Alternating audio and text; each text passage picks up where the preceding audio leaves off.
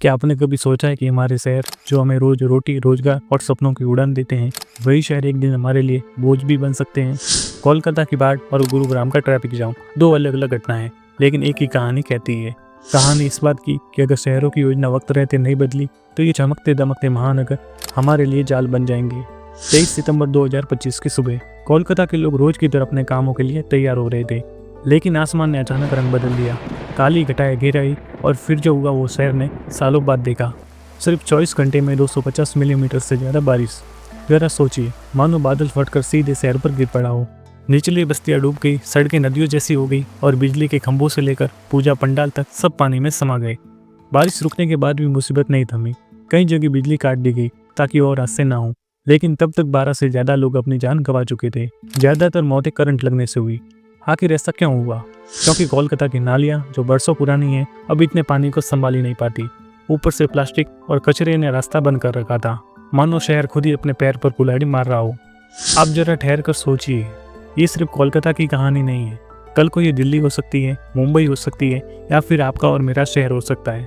क्योंकि समस्या सिर्फ बारिश की नहीं है, समस्या है योजना की कमी, कचरा प्रबंधन की कमी और हमारी सोच की कमी। हम सड़क बनाते हैं, पुल बनाते हैं, लेकिन पानी कहाँ जाएगा, ये सवाल पूछना हम भूल जाते हैं।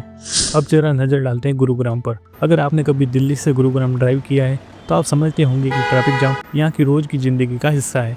हल्की सी बारिश और घंटों लंबा ट्रैफिक जाम, NH48 पर कारों की लंबी कतारें, हॉर्न की आवाज़, बाइक सवारों की बेबसी और ऑफिस जाने वाले लोगों के माथे पर पसीना। मानो शहर हर रोज अपने ही लोगों की सहनशीलता की परीक्षा ले रहा हो। अभी हाल ही में 4 किलोमीटर लंबा जाम रिकॉर्ड किया गया। लोग कई घंटे बस सड़कों पर ही फंसे रहे और 200 से ज़्यादा कॉल पुलिस कंट्रोल रूम तक पहुंचे। कारण यही है कि सड़कें कम, गाड़ियां ज़्यादा, बारिश में जल भराव और पब्लिक ट्रांसपोर्ट की कमी, यानी कि एक क्लासिक अराजकता।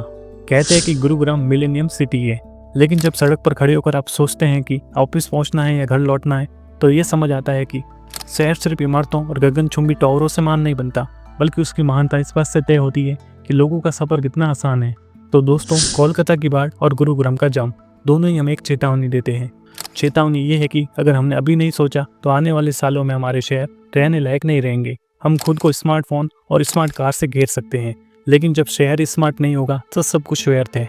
पानी कहाँ जाएगा, गाड़ियाँ कहाँ चलेगी, कचरा कहाँ जाएगा और इंसान कहाँ रहेगा? इन सवालों के जवाब अगर आज नहीं मिले तो कल को बहुत देर हो जाएगी। लेकिन ऐसा नहीं है कि कोई समाधान ही नहीं है, बस उन्हें अपनाने की हिम्मत चाहिए।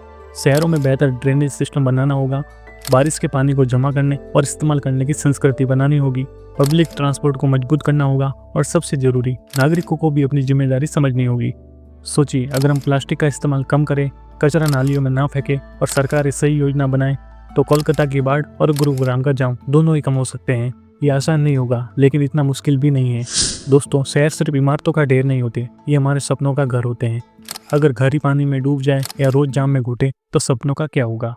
आज की ये वीडियो चेतावनी भी है और अवसर भी। चेतावनी इस बात की कि हम गलती दोहरा रहे हैं, और अवसर इस बात का कि अभी भी समय है सुधार करने का।